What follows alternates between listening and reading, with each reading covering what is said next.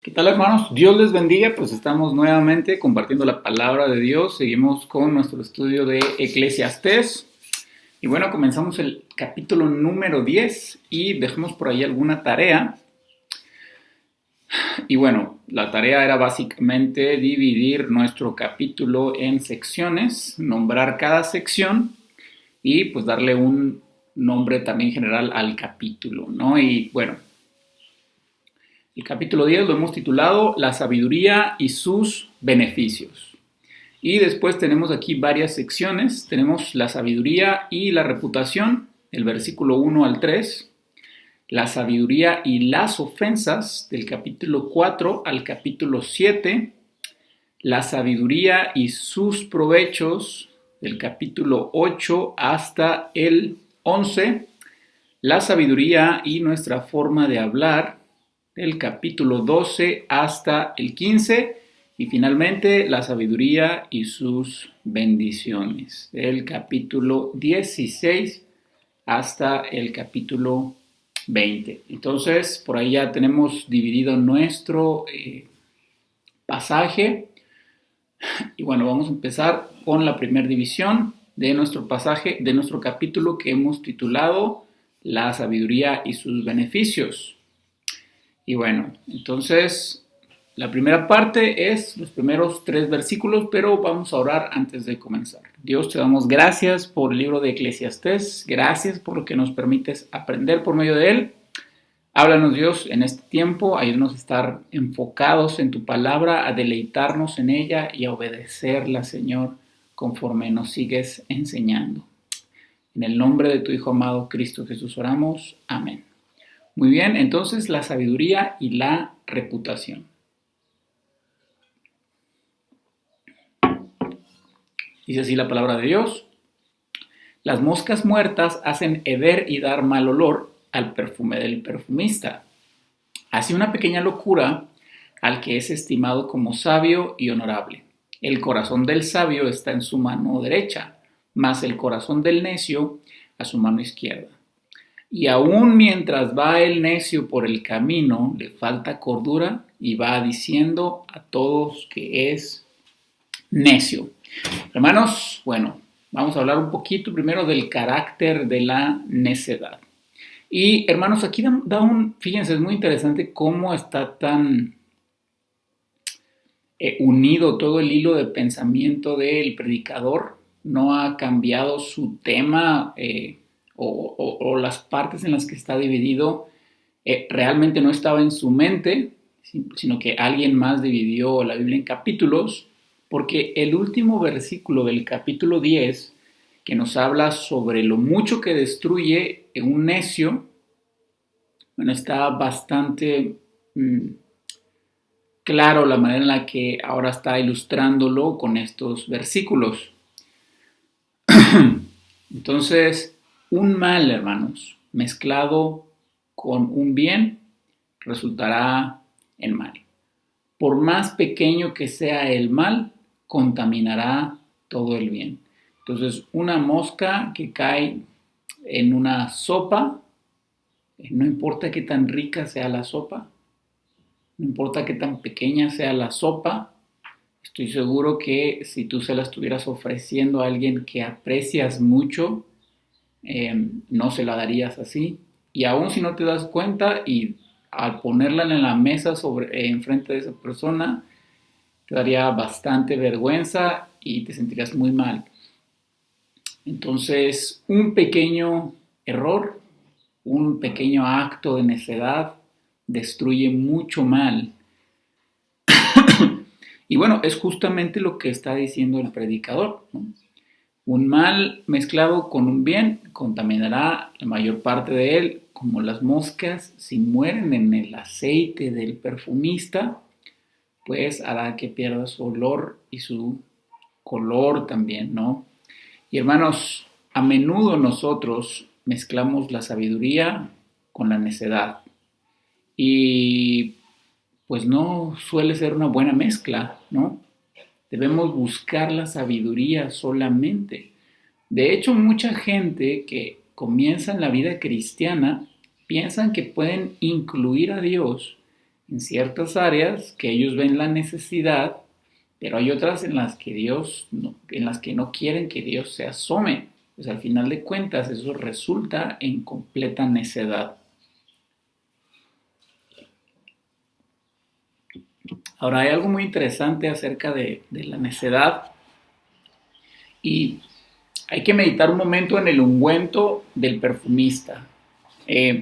Una mosca no puede vivir en el perfume, lo que nos hace pensar, hermanos, y es increíble cómo Dios usó su sabiduría para expresar estas cosas, porque dado que una mosca no puede vivir en el perfume, nos hace ver cómo la necedad no puede vivir con la sabiduría y viceversa. Deben evitarse, hermanos, incluso las faltas más pequeñas, porque una cosa va completamente en contra de la otra.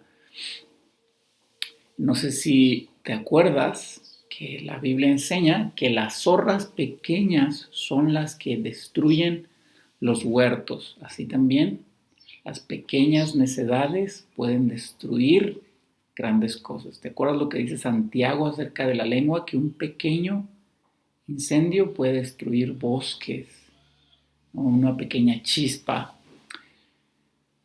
Entonces debemos cuidarnos de las pequeñas faltas y de las grandes, de las pequeñas necedades y de las grandes, y de las cosas superficiales como también de las cosas profundas. Y bueno, así también las conversaciones que tenemos y pues especialmente con las personas que profesan una religión falsa, con los herejes. Hay que tener mucho cuidado. Hermanos, y la idea de moscas también tiene este carácter de cómo se comportan la gente mala, los impíos, según las palabras de la Biblia, ¿no? ¿Qué buscan las moscas, hermano? Buscan la corrupción, buscan la inmundicia, la basura. Entonces, también una persona que odia a Dios y que vive en contra de Él, pues busca las cosas que las moscas buscan. ¿No nos dice Pablo en 1 Corintios que un poco de levadura leuda toda la masa? Entonces también cuando nosotros tenemos un filete y entonces vemos que llegó una mosca y deja huevecillos, entonces no importa cuán jugosa se vea esa carne, pues es peligroso comerla y sobre todo pues deja de ser apetitosa, ¿verdad? Entonces, hermanos, cuidémonos de las moscas que echan a perder el ungüento que es para bien. Cuidémonos de las compañías, de las amistades que ilustran la naturaleza de una mosca. Hermanos, las malas compañías corrompen las buenas costumbres y el vicio y los excesos destruyen cualquier virtud.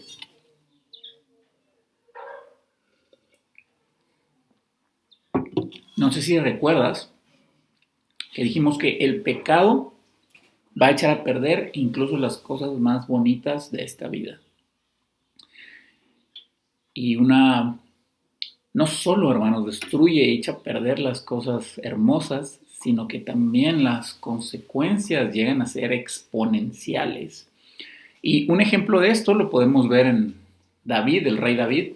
¿Te acuerdas cómo comenzó su gran y famoso pecado con Betsabé? Con la flojera, con la displicencia, con el confiarse en su orgullo y en su poder militar y no ir a la guerra, ¿verdad? El tiempo en que los reyes iban a la guerra, él se quedó, se levantó ya tarde, vio a esta mujer y bueno, en la ociosidad lo llevó a la inmoralidad y después la inmoralidad lo llevó a huir de sus responsabilidades, a confrontarlas y después pues lo llevó al asesinato. Hermanos, y pues vemos como una pequeña falta se fue haciendo más grande, es como una bola de nieve que va rodando hacia abajo y va creciendo y va creciendo y va creciendo hasta que se sale de control. Lo mismo le pasó a Roboam, el nieto de David, por quien se dividió el reino, ¿verdad? Algo tan necio como no escuchar las peticiones del pueblo, bueno, derivó en la división de todo un reino, que por cierto ya no pudo sanar y unirse nuevamente. Por lo tanto, hermanos, una pequeña falta puede llegar a tener grandes destrozos.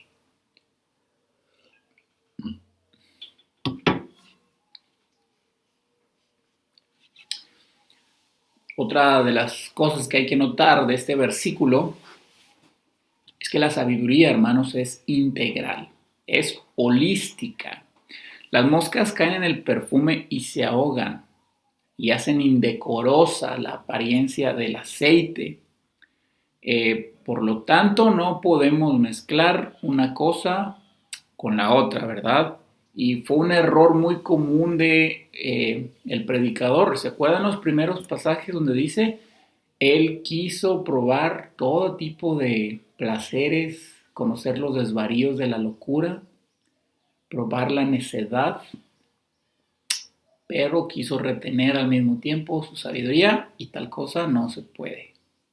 Así como no puedes tener una mosca viviendo en el aceite y tampoco tener un aceite puro lleno de moscas, pues no puedes tener sabiduría y necedad viviendo en tu corazón.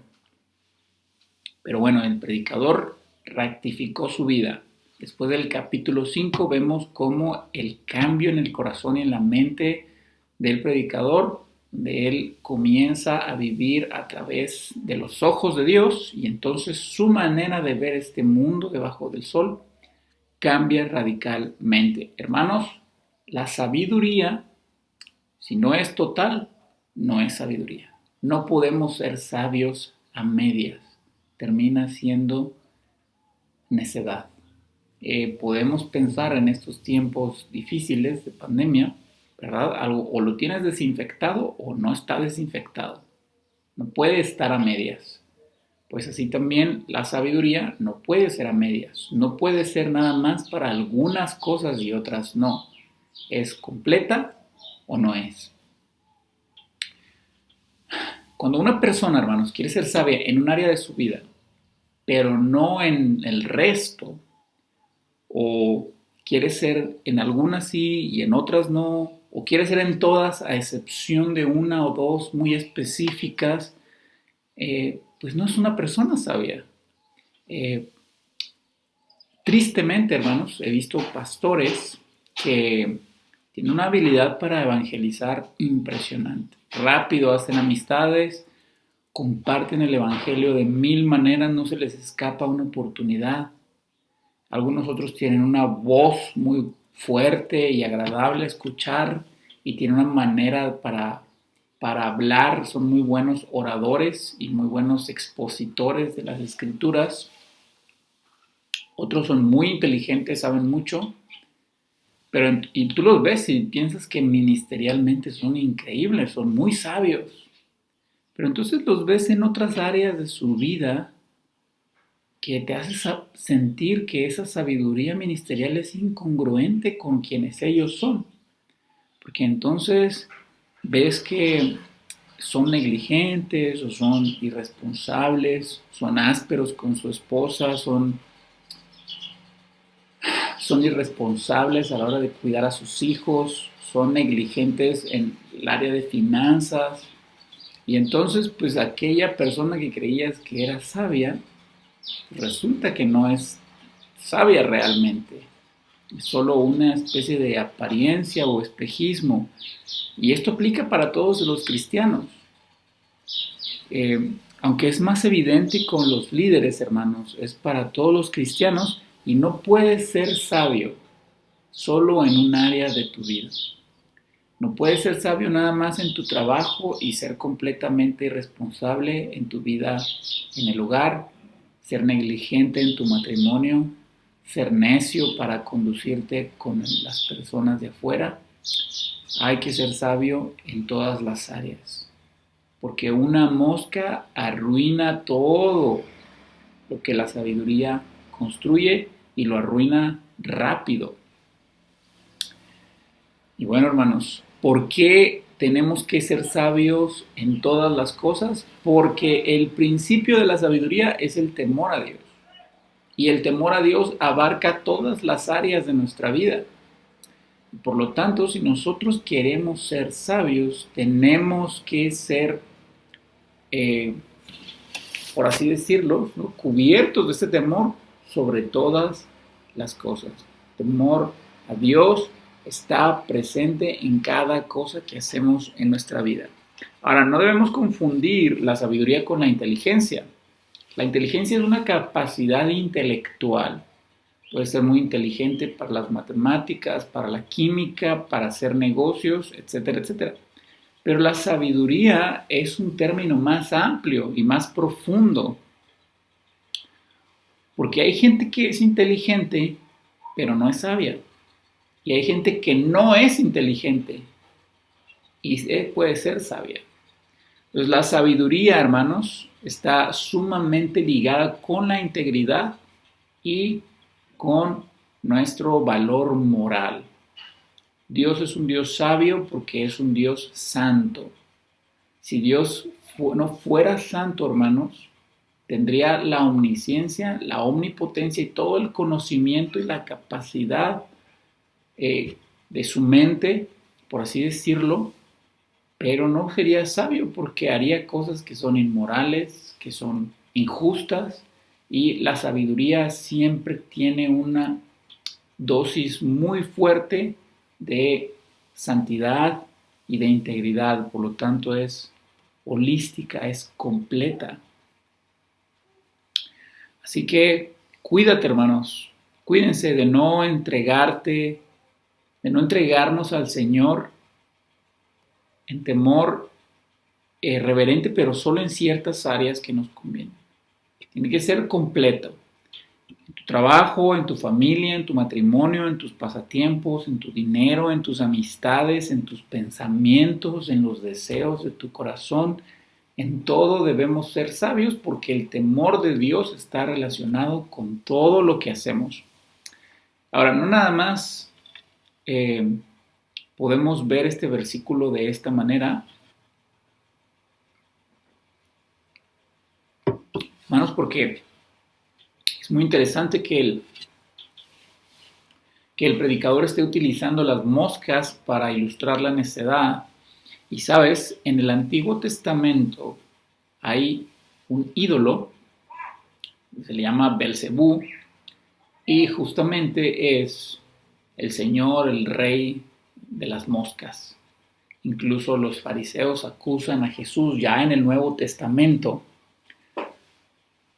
de que lo que él hace lo hace por Belcebú, y él dice, bueno, blasfemar contra el Espíritu Santo es el pecado imperdonable. Atribuirle al Espíritu Santo o a las obras que él hace como si fueran una actividad demoníaca, pero no nada más demoníaca, sino lo que hemos visto, una actividad impura, una actividad idólatra, una actividad inmoral y perversa. Y bueno, algunos dicen, hermanos, que las moscas que estaban en Egipto, no las de las plagas, sino que las que habitaban ahí en el río, pues echaban a perder los aceites que ellos extraían de las cosas que encontraban ahí en los alrededores. Y la idolatría, hermanos, arruinará no solo nuestro temor hacia Dios, nuestra vida en general, nuestra reputación, también arruinará pues nuestro gozo en Dios. Recuerda que nosotros somos olor fragante de Cristo, según nos dice Pablo en Corintios. Y bueno, la idolatría arruinará eso. ¿Y qué es la idolatría? A veces criticamos mucho a los católicos porque tienen imágenes de yeso, pero pues debemos recordar que el sentido más esencial de la idolatría es reemplazar el lugar de Dios o reemplazar a Dios con algo más. Lo que hace que Dios debe ser nuestra paz. Cuando algo más es nuestra paz, somos idólatras. Dios debe ser nuestro deleite. Cuando algo es nuestro deleite por encima de Dios, somos idólatras.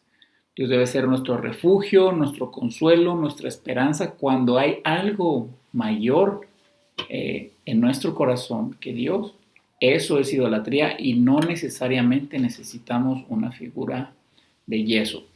Y por eso se me hace muy interesante que el predicador esté utilizando la figura de las moscas porque tenían una relación estrecha con Belcebú y con ello la idolatría. El pueblo de Israel muchas veces le dio la espalda a Dios para adorar a los ídolos. Hermanos, la idolatría hará que nuestra reputación, nuestro grato olor a Cristo se eche a perder. Entonces tienes que pensar, ¿acaso hay algo que está ocupando el lugar de Dios en mi corazón? Mi egoísmo, sentir conmiseración de ti mismo, poner tus preferencias, tus necesidades por encima de los demás, el amor al dinero, el amor a las comodidades, la manera en la que estás como tu corazón está respecto a tus posesiones en esta tierra, a tu casa, a tu carro, a, no sé, las cosas que puedas poseer que sean valiosas para ti, han cruzado la línea donde son más importantes para ti que Dios mismo. Piensas más en ello que en Dios. Reflexionas más en esas cosas que en Dios. En tu trabajo, en tu negocio, en tus hijos. ¿Tienes más esperanza en ellos que en Dios mismo? Bueno, esas son cosas que echan a perder la sabiduría porque son idolatría. En primer lugar en nuestro corazón debe ser Dios. Si hay algo que es primero antes que Dios, es completa idolatría. Por lo tanto, hermanos, no permitas que la necedad, la falta de temor en Dios, la idolatría arruinen el grato olor de Cristo en tu vida. Versículo 2. El corazón del sabio está a su mano derecha, más el corazón del necio a su mano izquierda. En la antigüedad, hermanos, no se utilizaba el papel de baño y esto es sumamente importante para entender el contexto histórico de por qué está utilizando mano derecha y mano izquierda. Entonces no se usaba el papel de baño, se inventó en China por ahí del siglo II. Hay algunos registros históricos de que en el siglo IV a.C. ya se usaba el papel de baño, pero seguramente no era tan popular, ¿no? Incluso al día de hoy hay regiones en África, en Asia y seguramente en América, con algunas tribus indígenas donde pues usan la mano. Y bueno, usan la mano, no usan papel y después se lavan la mano, obviamente, ¿no? Pero pues esto generó así como la idea de que la mano izquierda es impura. Entonces, si voy a comer, como con la mano derecha, porque pues, con la mano izquierda hago cosas desagradables. Y entonces, por eso, hermanos, en la Biblia tú encuentras que lo izquierdo suele tener una connotación negativa, no nada más en la cultura de los hebreos, sino ampliamente utilizado de esta manera por este uso y también porque pues es más común ser derecho que izquierdo y bueno, ya tenía como ese estigma, por así decirlo, de que la mano izquierda es la impura, entonces por eso se le atribuyó que la mano izquierda tiene como cierta connotación mala. De hecho, hermanos, en el libro de Jueces, el segundo juez, Ahod, que es una persona que tiene una deformidad en su brazo, Me imagino yo que tuvo algún problema y se le encogió, no sé si has visto gente que lo tiene el brazo así. Y bueno, este era un problema grande en estas culturas porque la mano derecha representaba lo contrario a lo que la mano izquierda, que era la impura, que era la que no se usaba para cosas importantes, cosas decentes, cosas buenas, ¿no? Entonces, Aoz, por ejemplo, pues no era considerado como una amenaza, no era considerado alguien pues digno o importante que valiera la pena, porque no, pues básicamente no tenía mano derecha. Era una persona eh, más allá, más abajo todavía de lo que ahora llamamos con discapacidad. Y por eso, cuando tú lees la historia de Aoz y el rey de Eglón, pues él entra a su cámara como si nada, sin guardias ni nada, porque pues no se consideraba alguien peligroso. Incluso cuando lo revisan para ver si trae armas, pues le revisan el lado izquierdo, porque es de donde sacaría alguien la espada con su mano derecha, pero como no tiene mano derecha, pues lo revisan muy escuetamente y bueno, viene y mata al rey de Eglón. Pero bueno, entonces esta es la idea del lado derecho y el lado izquierdo. De hecho, si te fijas, llamamos a la derecha diestra y a la izquierda siniestra, ¿no? Y cuando alguien dice, no, esa persona es muy diestra, ¿qué significa? Pues que es muy bueno para hacer algo. Y siniestro es pues, algo malo, ¿no? Sucedió un siniestro, un accidente o algo así. Realmente las palabras no tienen ese significado, pero con el tiempo se les fue dando, nacido del uso de la mano derecha y la mano izquierda. Mira, por ejemplo, tenemos un versículo en Deuteronomio que ilustra esta idea. Deuteronomio 1:39 nos dice que nuestros hijos, de los cuales dijisteis que servirían de botín, y de vuestros hijos que no saben hoy ni lo bueno ni lo malo, ellos entrarán allá y a ellos la daré y ellos la heredarán. Entonces, te fijas como y lo bueno ni lo malo. Y hay otros versículos, por ejemplo en Nínive, cuando Dios envía a Jonás, también, ¿no? Que no saben distinguir entre su mano derecha y su mano izquierda. Es la misma idea.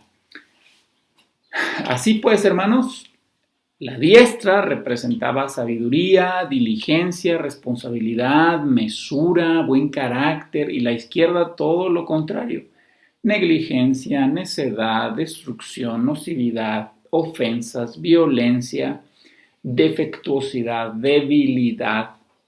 Y quizá en nuestra actualidad tenemos una frase que podría ser un poquito paralela con esta idea de la izquierda, que sería, lo hiciste con las patas, ¿no? No, es que ese trabajo lo hicieron con las patas, o sea, que lo hicieron muy trochamente, quedó mal, no sirvió de nada, no se ve bonito, no, fue un desperdicio. Bueno, en ese tiempo, podría decir, lo hizo con su mano izquierda. O sea, está inmundo, es desagradable, no sirve para nada, está débil, está defectuoso.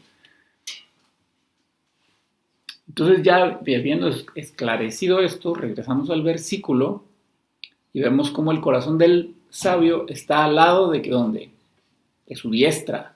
Está protegido por su mano fuerte. Está protegido con diligencia, con responsabilidad. Está protegido y con seguridad brindada.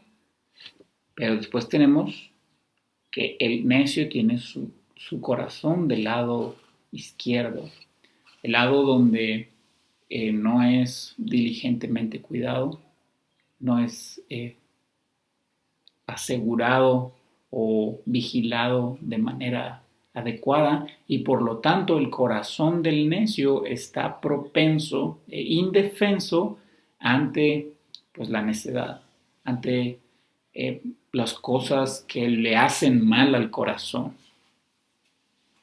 Entonces El necio no tiene cuidado de las cosas destructivas y nocivas a las que el corazón se expone porque está del lado izquierdo, donde no puede ser protegido, no puede ser protegido de sus propios pensamientos, de sus propios sentimientos, de las angustias que su propio corazón le genera, del engaño de su propio corazón.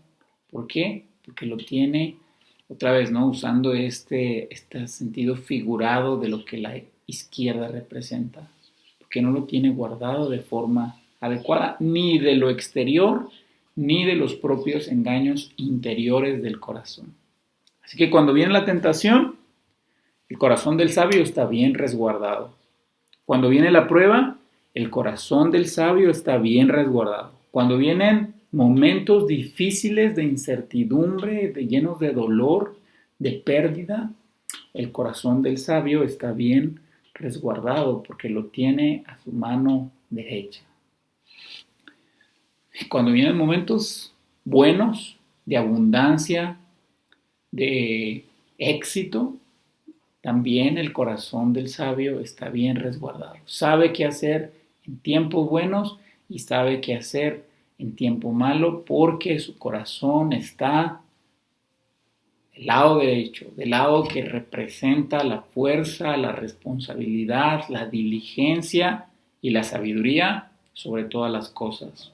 Y eso quiere decir que está constantemente guardado en Dios porque es a quien teme. No es prudente en su propia sabiduría. No está confiado en sus capacidades, sino está confiado en Dios. Y fíjate que yo creo que ya te está sonando el versículo de Proverbios 4:23. Cuida tu corazón sobre todas las cosas, porque de él mana la vida. Así que la principal cosa, hermanos, lo que debemos guardar nuestro corazón es de nosotros mismos. ¿Y qué hace el necio que lo tiene a su lado izquierdo? Está a merced completamente de sus sentimientos, de su propia sabiduría, de su propia prudencia, pensando que él hará todo bien y bueno, resulta pues que es su peor enemigo. Pero aquel que lo tiene a su lado derecha, a su lado derecho, es resguardado por Dios porque el principio de la sabiduría es el temor al Señor. De verdad, esto es importante tenerlo siempre en cuenta. El peor enemigo que tenemos es nuestro propio corazón. Constantemente nos predica mentiras y tenemos que tener nuestro corazón a nuestro lado derecho, guardado en el poder de Dios, en la sabiduría de Dios, en temor y dependencia a Él. Finalmente, versículo 3, que es el último versículo que vamos a estar viendo hoy, dice: y aún mientras va el necio por el camino, le falta cordura, y va diciendo a todos que es necio. Entonces el necio es necio por tener su corazón a su mano izquierda, por dejar que las moscas arruinen su perfume, pero también hace evidente su necedad. Esta idea, hermanos, lo que está ilustrando el predicador es que ir por el camino no requiere ningún tipo de habilidad especial. O sea, cualquiera que tenga las funciones naturales de su cuerpo puede caminar con facilidad a través de una vereda. No tienes que tener una super capacidad física, no tienes que ser la persona más ágil, no tienes que ser sumamente inteligente y organizado para poder caminar, etcétera, etcétera. Es una tarea sumamente sencilla y es en el tiempo de ellos era una tarea diaria, era una tarea básica, todos los días la realizabas. Lo que está diciendo él es que cuando el necio va por el camino, manifiesta su necedad. No necesita estar en una situación sumamente compleja para manifestar lo necio que es.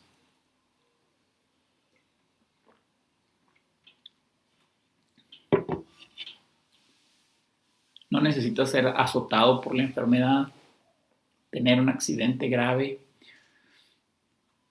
o estar en una situación donde le exija demasiado, ya sea esfuerzo o capacidad mental o intelectual.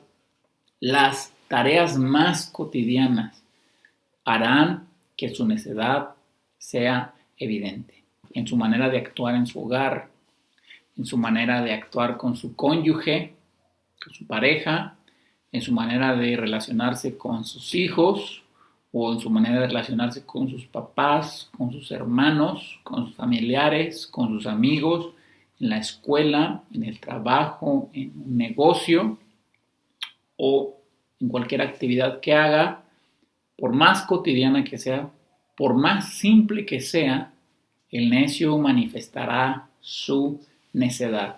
Y me encanta esto, hermanos, porque en detalles tan sin chiste como el hablar, como el responder hacia algo, uno puede manifestar necedad, pero también puede manifestar sabiduría. Entonces, la sabiduría no está en alguien que estudia todo el día y que se la pasa con las personas más inteligentes. Podemos dar destellos de sabiduría y de necedad en las tareas cotidianas y más básicas de nuestra vida. La necedad y la sabiduría están en constante disposición de nuestra mano.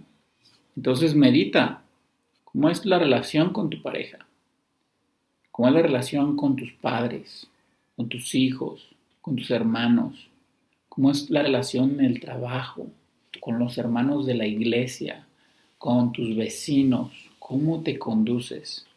¿Demuestras sabiduría en esas cosas cotidianas?